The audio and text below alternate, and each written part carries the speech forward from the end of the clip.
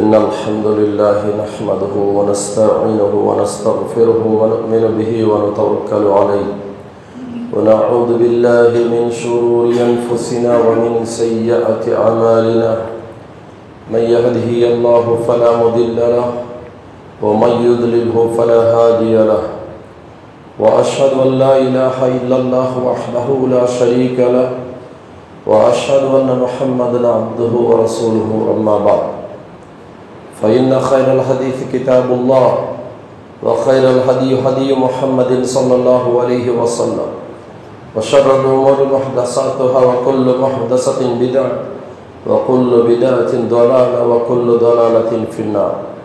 قال الله تبارك وتعالى في القرآن المجيد: أعوذ بالله من الشيطان الرجيم بسم الله الرحمن الرحيم. يا أيها الناس اتقوا ربكم الذي خلقكم من نفس واحدة وخلق منها زوجها وبث منهما رجالا كثيرا ونساء واتقوا الله الذي تساءلون به والأرحام إن الله كان عليكم رقيبا. بسم الله الرحمن الرحيم. يا أيها الذين آمنوا اتقوا الله حق تقاته ولا تموتن إلا وأنتم مسلمون. بسم الله الرحمن الرحيم. يا أيها الذين آمنوا اتقوا الله وقولوا قولا سديدا يصلح لكم أعمالكم ويغفر لكم ذنوبكم ومن يطع الله ورسوله فقد فاز فوزا عظيما. సర్వ ప్రశంసలు సకల పొగడ్తలు సర్వలోకాలకు సృష్టికర్త, భూమి ఆకాశాల నిర్మాత, పరమ పవిత్రుడు పరిశుద్ధుడైనటువంటి అల్లాహ్కు మాత్రమే శోభిస్తాయి. అల్లాహ్, ఆయన తప్ప మరొక ఆరాధ్య దైవం ఎవడూ లేడు. సకల చరాచర సృష్టికి మూలాధారం అయిన ఆయన సజీవుడు, నిత్యుడు, అనంతుడు. అంతిమ దైవ ప్రవక్త ముహమ్మద్ రసూలుల్లాహ్ సల్లల్లాహు అలైహి వసల్లం వారిపై, గతించిన ప్రవక్తలందరిపై, ప్రవక్త సల్లల్లాహు అలైహి వసల్లం వారి కుటుంబీకులపై, ప్రవక్త సల్లల్లాహు అలైహి వసల్లం వారి ఉమ్మత్తులో సమస్త విశ్వాసులందరిపై అల్లాహ్ యొక్క శాంతి శుభాలు ఎల్లవేళలా కురియుగాక. ఆమేన్. సోదరులారా, నేటి జుమ్మా ప్రసంగం తెలుగులో అల్లాహ్ మార్గంలో సదకా చేయడం గురించి.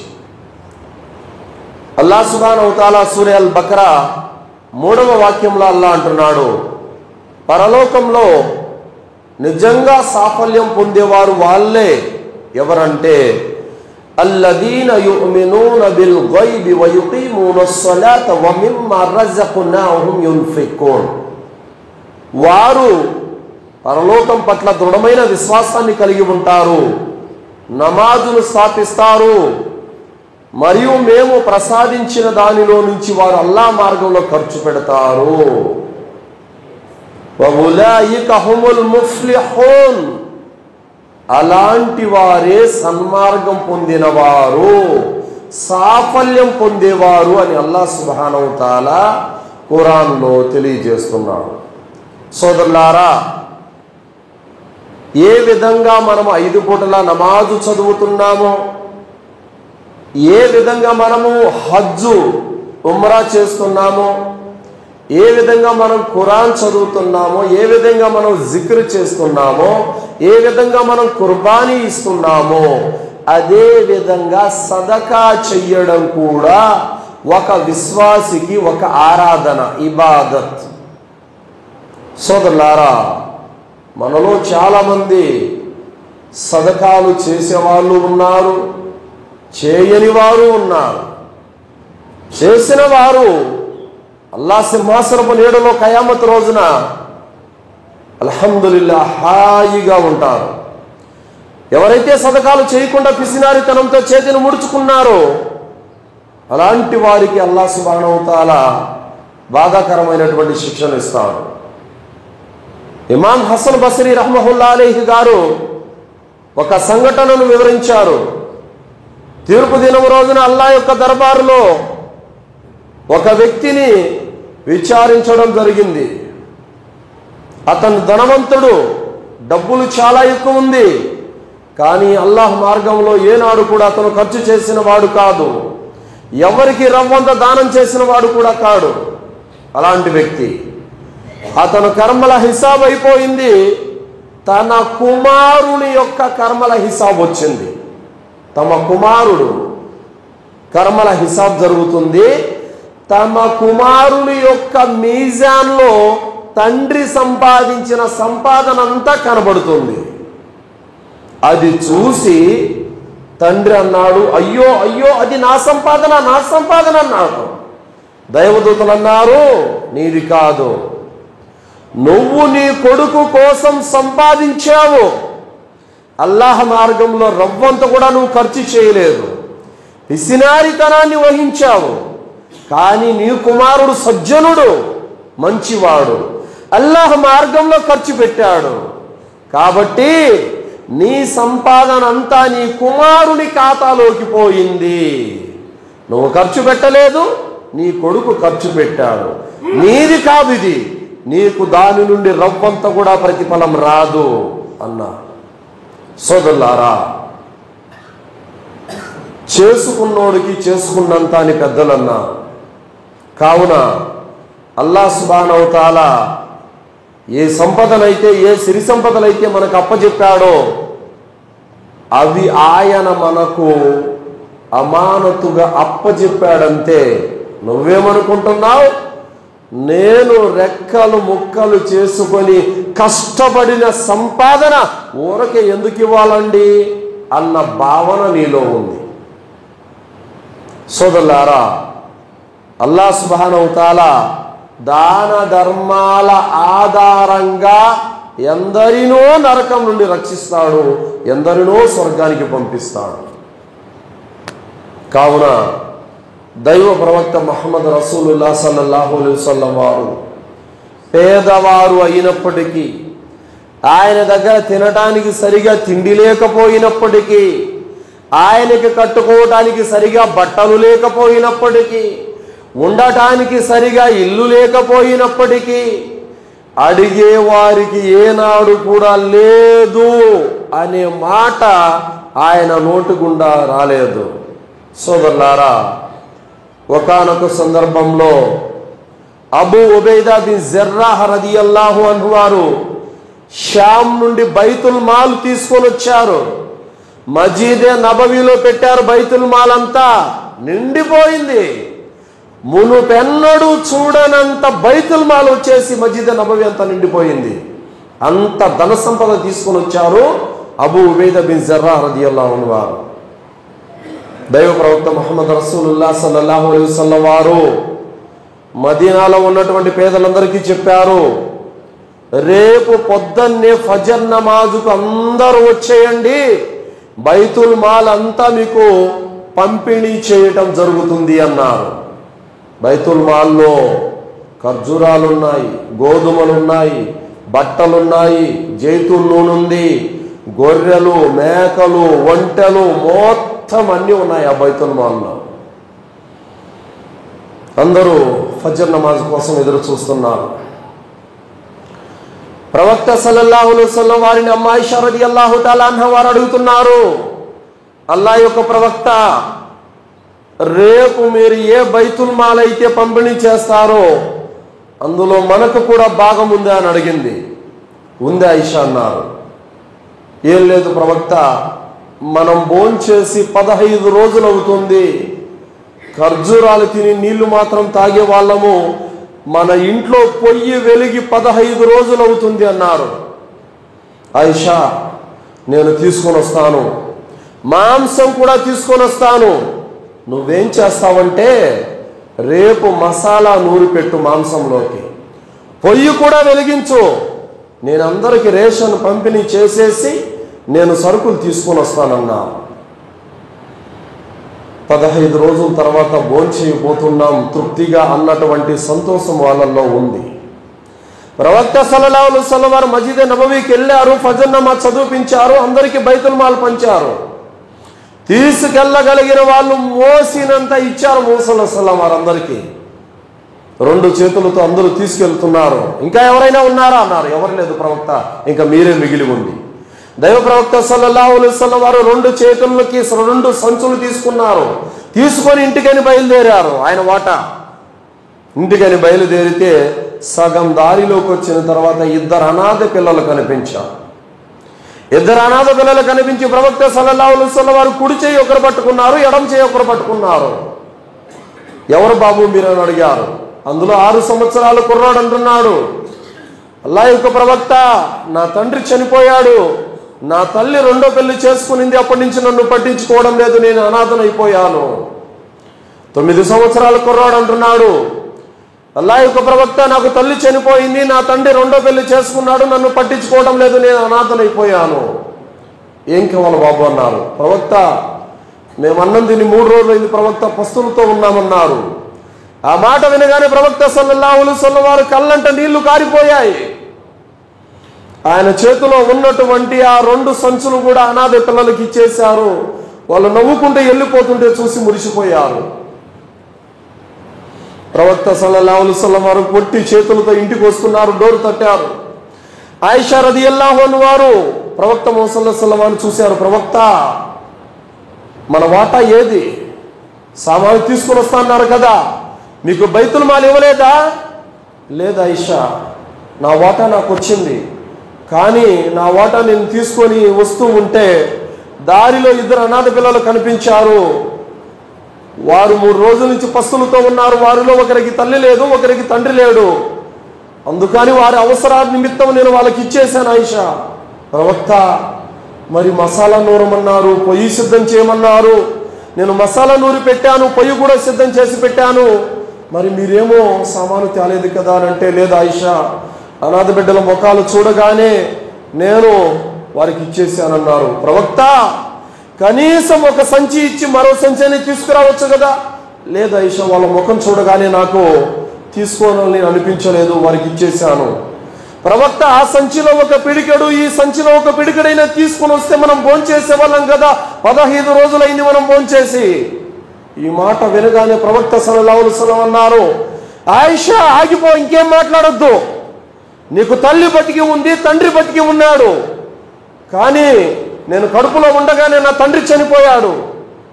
నేను బయటకు వచ్చిన కొద్ది నాళ్ళకే నా తల్లి కూడా చనిపోయింది. అమ్మా నాన్న 2 లేనటువంటి అనాథ బిడ్డను నాకు తెలుసు అనాథల బాధ ఏమిటో. ఆగిపో ఆయిషా అని చెప్పేసి ముహమ్మద్ సల్లల్లాహు అలైహి వసల్లం వారు కోపగించుకున్నారు. ఇతరులకు దానం చేసి తాను పస్తులతో గడిపినటువంటి ప్రవక్త సల్లల్లాహు అలైహి వసల్లం వారు మానవ మహోపకారి. ఆయన ధర్మంలో ఈరోజు మనం బ్రతుకుతూ మన ఇరుగు పొరుగును మనం గమనిస్తున్నామా? మన చుట్టూ ఉన్న తండ్రి లేని బిడ్డలు ఎంతమంది, తల్లి లేని బిడ్డలు ఎంతమంది, భర్తలను కోల్పోయినటువంటి వితంతువులు ఎంతమంది, ఆకలితో అల్లాడిపోయే వాళ్ళు ఎంతమంది? ఏనాడైనా వాళ్ళ స్థితిగతులు చూసావా? ఏనాడైనా వాళ్ళ పరిస్థితులు పట్టించుకున్నావా? ఎట్టా వస్తుంది స్వర్గం? ఏం చూసి అల్లాహ్ ఇష్టపడతాడు? సోదరులారా, అల్లాహ్ మార్గంలో ఖర్చు చేయడం అంటే నా దగ్గర ఉంటేనే చేయడం కాదు సోదరులారా.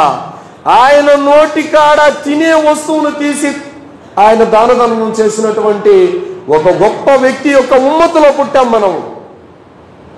ఏ విధంగా దాన ధర్మాలు చేయాలి? తర్వాత ప్రవక్త సల్లల్లాహు అలైహి వసల్లం వారు మస్జిద్కి వెళ్ళారు, జుహర్ నమాజ్కి. ఆ 2 అనాథ బిడ్డల మస్జిద్కి వచ్చారు, వుజూ చేసుకుంటున్నారు. ప్రవక్త సల్లల్లాహు అలైహి వసల్లం వారు అన్నారు, ఓ నా సహచరులారా, మీలో ఎవరైనా సరే నాతో కలిసి స్వర్గంలో ఉండాలనుకుంటున్నారా? ఒక వ్యక్తి లేచాడు, ప్రవక్త, నేను ఉండాలనుకుంటున్నాను. అయితే అనాథ బిడ్డలిద్దరిని దత్తత తీసుకోండి, వారి పోషణ బాధ్యత మీరు తీసుకోండి, నాతో పాటు స్వర్గంలో ఉంటారు ఇలా అని చెప్పేసి ముహమ్మద్ వారు 2 వేలు చూపించారు. సోదరులారా, దాన ధర్మాలు ఏ వ్యక్తి అయితే అల్లాహ్ మార్గంలో సదకాలు చేస్తాడో, దాన ధర్మాలు చేస్తాడో, ఆ వ్యక్తి రేపు కయామత్ రోజున అల్లాహ్ యొక్క సింహాసనపు నీడలో ఉంటాడు. బాబు సదకా ద్వారా స్వర్గంలోకి ప్రవేశిస్తాడు. కానీ ఈరోజు మన వైఖరి, మన పద్ధతి ఏ విధంగా ఉందంటే, జేబులో నుంచి 20 10 తప్ప పెద్ద డబ్బు మనతో ఇవ్వడానికి మనసు ఉండదు. సోదరులారా, చాలామంది ఇంకా రంజాన్ వచ్చింది, మస్జిదుల చందా కోసము, మదరసాల చందా కోసం వస్తూ ఉంటారు ఎంతోమంది. వాళ్ళు తినటానికో వాళ్ళు వెనకేసుకోవడానికో కాదు, అల్లా గృహాలు నిర్మించాలి, ధార్మిక విద్యను పెంచాలి, ఇస్లాంను డెవలప్ చేయాలి అన్నటువంటి ఉద్దేశంతో ఎంతోమంది వస్తూ ఉంటారు. 10-20 తప్ప అంతకు మించి ఇంక తీయడు. సోదరులారా, ఆ కట్టే మస్జిదులో ఒక సిమెంట్ మూటన్న వస్తుందా నువ్వు ఇచ్చే డబ్బుతో? కనీసం ఒక ఐరన్ రాడ్ అన్నా వస్తుందా నువ్వు ఇచ్చే డబ్బుతో? ఎన్ని మస్జిదుల కోసమైతే జనాలు ఇక్కడికి వస్తారో, ప్రతి మస్జిదుకు నీదంటూ ఒక సిమెంట్ మూట అందులో పడితే ఎంత మేలు నీకు? ప్రతి స్లాబ్లో ఒక ఐరన్ రాడ్డు పడితే నీ ఖర్చుతో ఎంత మేలు నీకు? ఏ విధంగా దాన ధర్మాలు చేస్తున్నావు? ఇంట్లో ఏమో 50,000 రూపాయల LED టీవీ ఉంటుంది, 50,000 రూపాయల ఫ్రిడ్జ్ ఉంటుంది, ఏసీ ఉంటుంది. అల్లా మార్గంలో దానం చేసేది ఇంత. ఇదా దాన ధర్మం అంటే? సోదరులారా, లేకపోతే అల్లా చూస్తున్నాడు. మన స్థితి కనుక లేకపోతే, మన దగ్గర స్తోమత లేకపోతే అది అల్లా చూస్తున్నాడు. ఒక స్త్రీ అమ్మ ఆయిషా రదియల్లాహు అన్హా దగ్గరకు వచ్చింది. వచ్చి 2 ఆడపిల్లల వెంట పెట్టుకొని వచ్చింది. ఒక స్త్రీ అమ్మ ఆయిషా రదియల్లాహు అన్హా దగ్గరికి 2 ఆడపిల్లల వెంట పెట్టుకొని వచ్చింది. తినడానికి ఏమన్నా ఇమ్మని చెప్పేసి అడిగింది.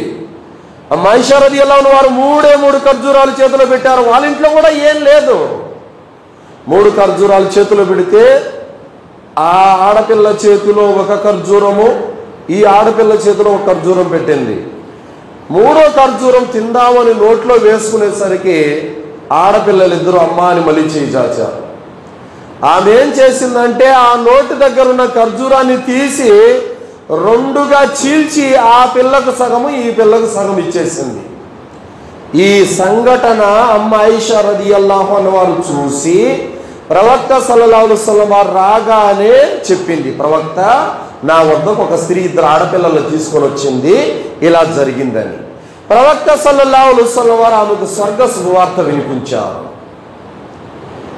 ప్రవక్త సల్లల్లాహు అలైహి వసల్లం వారు అంటున్నారు, ఇత్తకున్నార వలౌ బిషిక్కి తమరతిన్, ఖర్జూరపు ముక్కనైనా సరే దానం చేసి మిమ్మల్ని మీరు నరకం నుండి రక్షించుకోండి అన్నారు.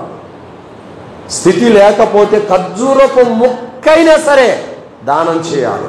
స్థితి పెట్టుకొని లక్షలు వేలు డబ్బులు పెట్టుకొని కూడా అల్లా మార్గంలో ఇవ్వడానికి చెయ్యి రావడం లేదంటే ఏ విధంగా అల్లా మన ఆచరణ ఇష్టపడతాడు? సహాబాల కాలంలో, ప్రవక్త సల్లల్లాహు అలైహి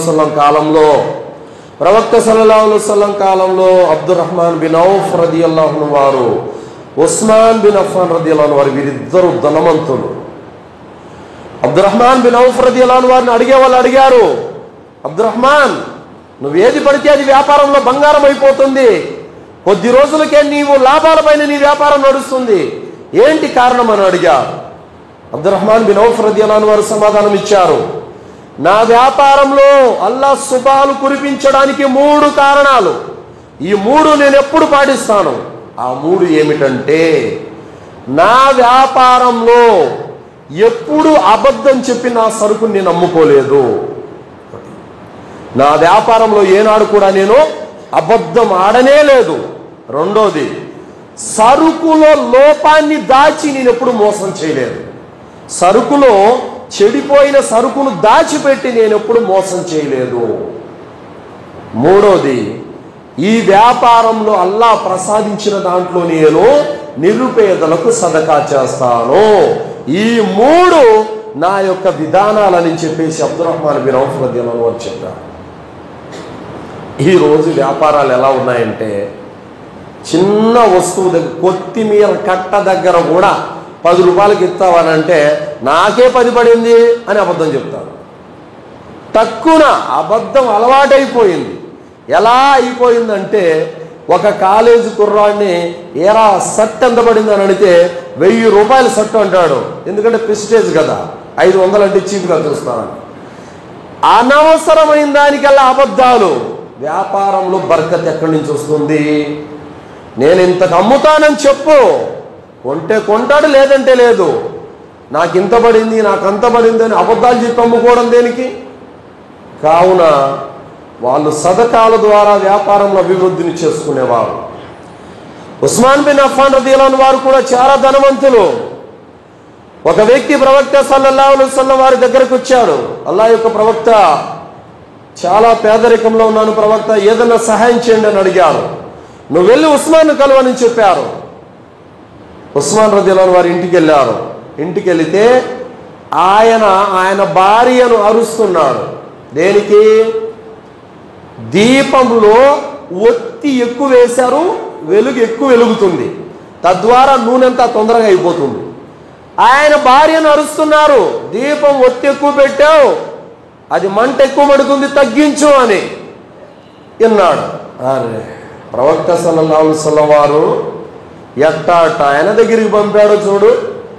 దీపంలో ఒత్తి ఎక్కువైనందుకే, నూనె ఎక్కువ ఎలుగుతున్నందుకే తన భార్యను కసురుకుంటున్నాడు, ఇంక నాకేమి ఇస్తాడని చెప్పేసి వెనక్కి వెళ్ళిపోయాడు. ప్రవక్త సల్లల్లాహు అలైహి వసల్లం వారు అన్నారు, ఏమయ్యా ఉస్మాన్ని కలవలేదా? లేదు ప్రవక్త, నేను కలవలేదు. నూనె ఎక్కువై ఎలుగుతున్నందుకే దీపం గురించి ఆయన భార్యను అరుస్తున్నాడు, ఇక నాకేమిస్తాడు? లేదు లేదు, నువ్వు పొరపడ్డావు, వెళ్ళి కలువు అని చెప్పారు. బజార్లో ఉన్నారు, ఒంటెల మీద ధాన్యాన్ని అంతా దించుతున్నారు. ఆయన వచ్చారు. అస్సలాము అలైకుం ఉస్మాన్, ఏంటి, ఏం కావాలి? ప్రవక్త ముహమ్మద్ నన్ను పంపించారు. అవునా? ఇదిగో ఇతనికి ఒక ఒంటె మీద ధాన్యాన్ని ఇచ్చి పంపించండి అన్నారు. ఆ ఒంటె మీద ఉన్న ధాన్యాన్ని పంపిస్తున్నారు పని వాళ్ళు. ఆ ఒంటె వెనకాలే మరొక ఒంటె నడుస్తుంది. అక్కడ ఉన్న పని వాళ్ళు ఆపారు రెండో ఒంటెను. ఉస్మాన్ రదియల్లాహు అన్హు చూశారు.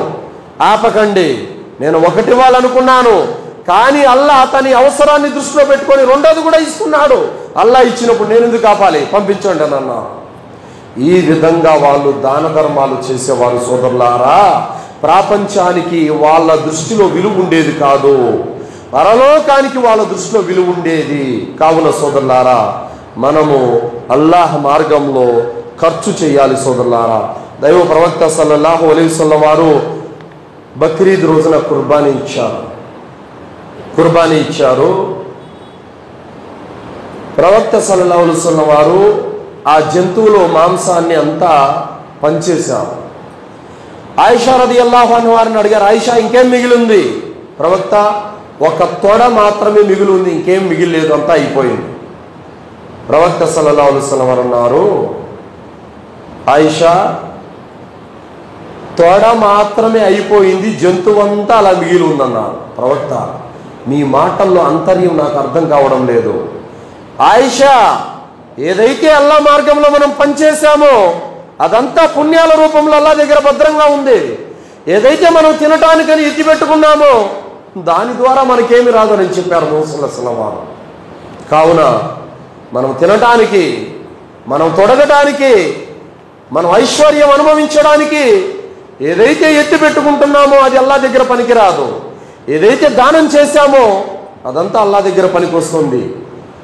ఎవరైతే అల్లా మార్గంలో దానం చేస్తారో వారి యొక్క స్థితి ఏమిటంటే సోదరులారా, గుర్రపు పిల్లను పెంచి పెద్ద చేసినట్టుగా నువ్వు ఇచ్చింది 10 రూపాయలైతే అల్లా దగ్గర 700 రెట్లు పుణ్యం నీకు దొరుకుతుంది అల్లా దగ్గర. అల్హమ్దులిల్లాహ్. అంతటి ఘనత సదకాలకు, దాన ధర్మాలకు ఉంది సోదరులారా. ఈరోజు చాలామంది యూత్ ఉన్నారు, మా నాయన దాన ధర్మం చేస్తాడు, నాకెందుకు?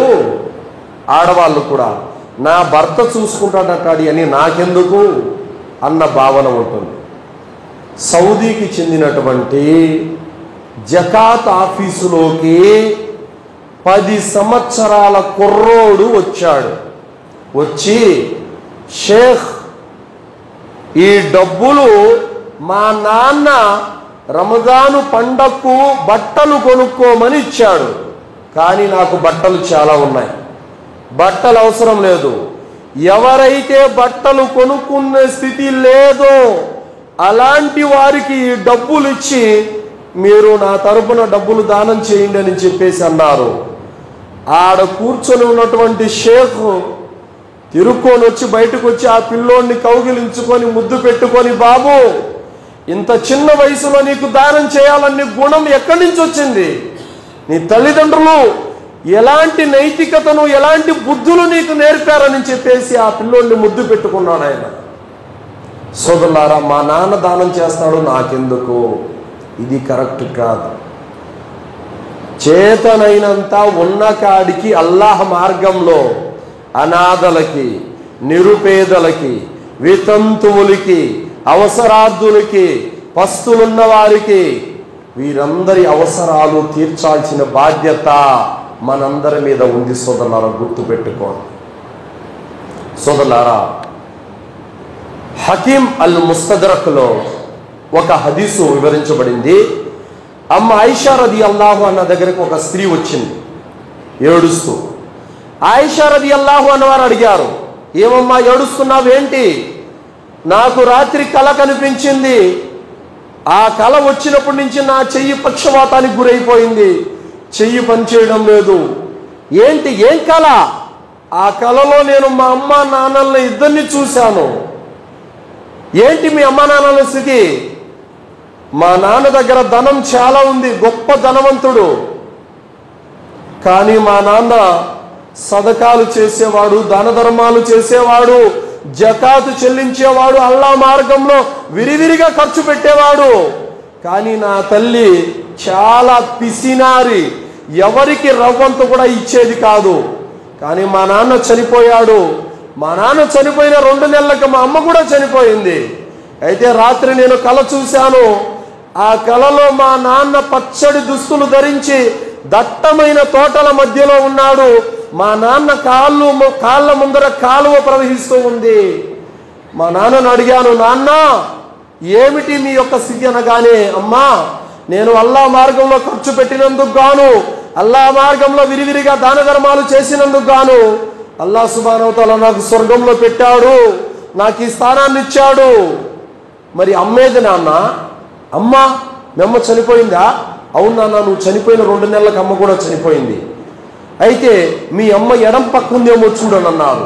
ఎడం పక్క చూడగానే నగ్నంగా నరకంలో భయంకరమైన అరుపులు, కేకలు, పెడబొబ్బలతో ఆమె ఏడుస్తూ ఉందన్నమాట. ఆమె ఒంటి మీద బట్టలు లేవు, చిరిగిపోయిన ఒక చిన్న గుడ్డ ముక్క ఉంది. చేతిలో ఎముక, మాంసం లేనటువంటి రొంత కొవ్వు ఉన్నటువంటి ఎముక చేతిలో ఉంది. అయితే ఈమె అడిగింది, అమ్మా ఏంటి నువ్వు కాలిపోతున్నావు? దాహంగా ఉంది, నీళ్లు కావాలి. నీ ఎదురుగా కాలం ఉంది, ఆ కాలంలో నీళ్లు తాగొచ్చు కదా. లేదు, ఆ కాలంలో నీళ్లు తాగడానికల్లా నాకు నిషేధించాడు, నువ్వు ఇవ్వనింది. అయితే ఈమె నీళ్లు ఇవ్వబోతుంది. ఇదంతా కలలోనే జరుగుతుంది. నీళ్లు ఇవ్వబోతూ ఉంటే దైవదూత ప్రకటించాడు, ఎవరైతే పాపాత్ములైన నరకవాసులకు నీళ్లు ఇస్తారో వాళ్ళ చేతులు పక్షవాతానికి గురైతాయని చెప్పేసి. అయితే మా అమ్మకు నీళ్లు ఇవ్వబోతుండగా కలలోనే నాకు చెయ్యి పడిపోయింది. నిద్ర లేచి చూస్తే నిజంగానే చెయ్యి పడిపోయింది. అయితే అమ్మ ఆయిషా రదియల్లాహు అన్హా వారు అడుగుతున్నారు, అయితే నీ తల్లికి గతి ఎందుకు పట్టింది అని అడిగింది.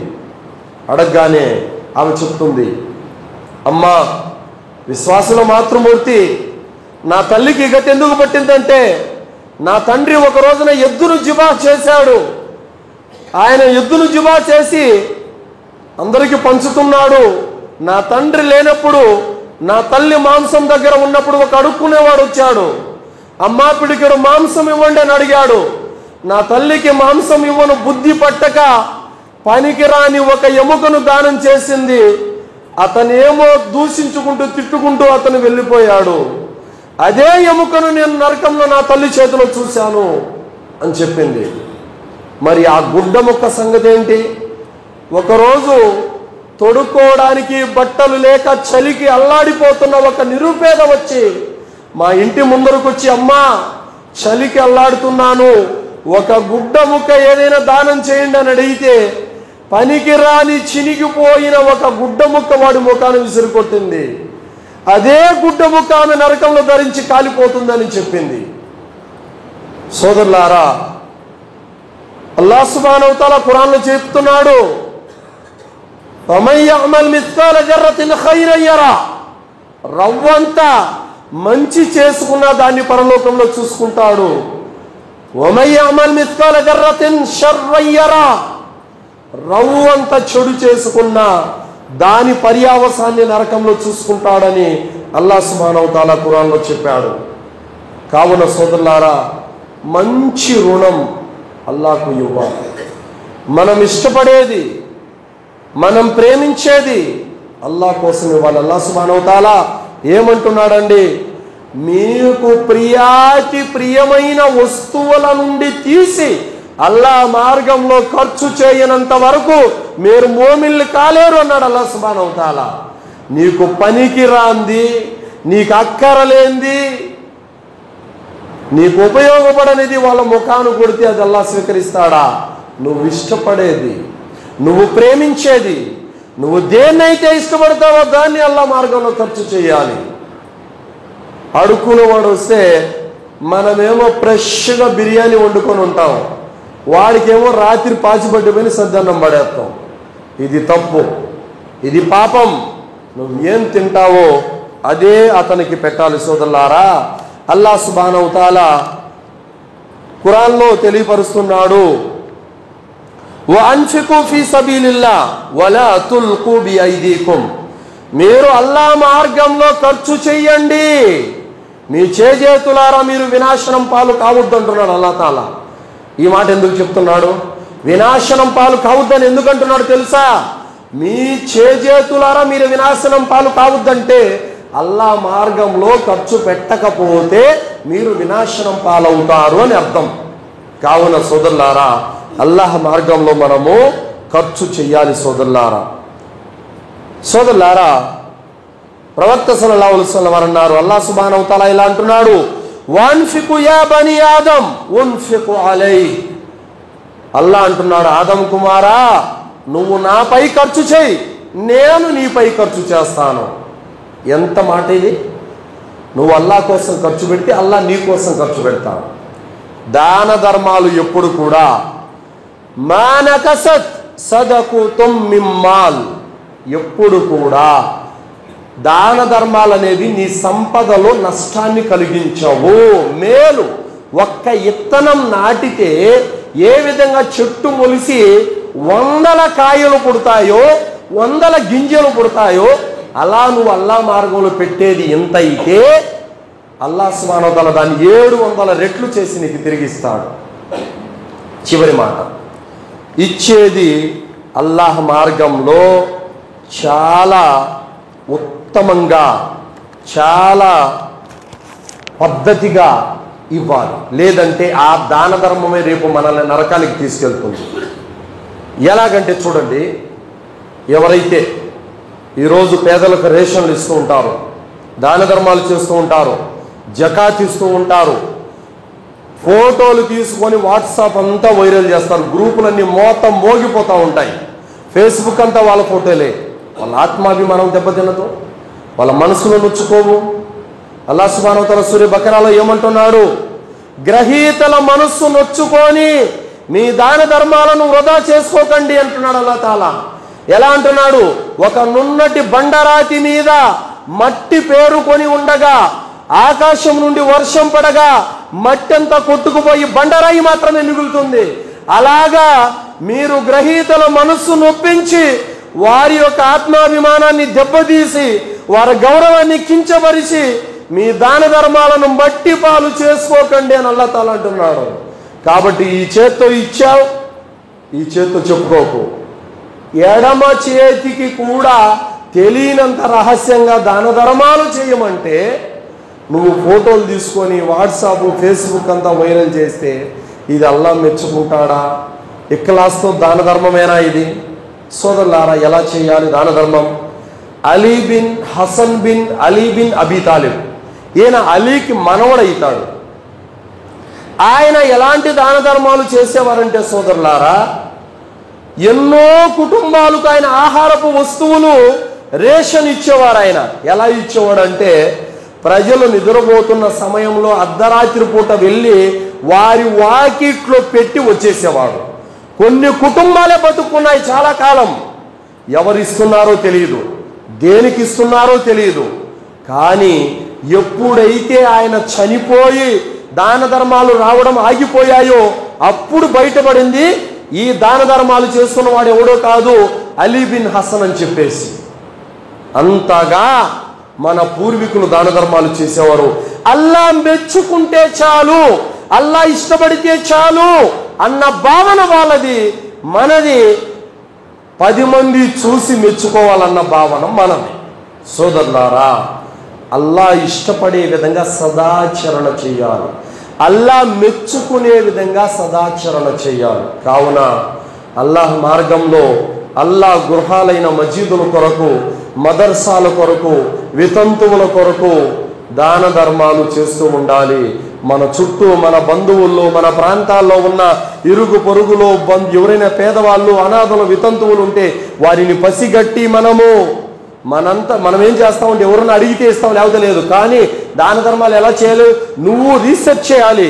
ఓహో, నా ప్రాంతంలో పేదలు ఎవరున్నారు, నా బంధువుల్లో పేదలు ఎవరున్నారు అని రీసెర్చ్ చేసి దానికి తగిన వాళ్లకు నువ్వు ఇవ్వాలి.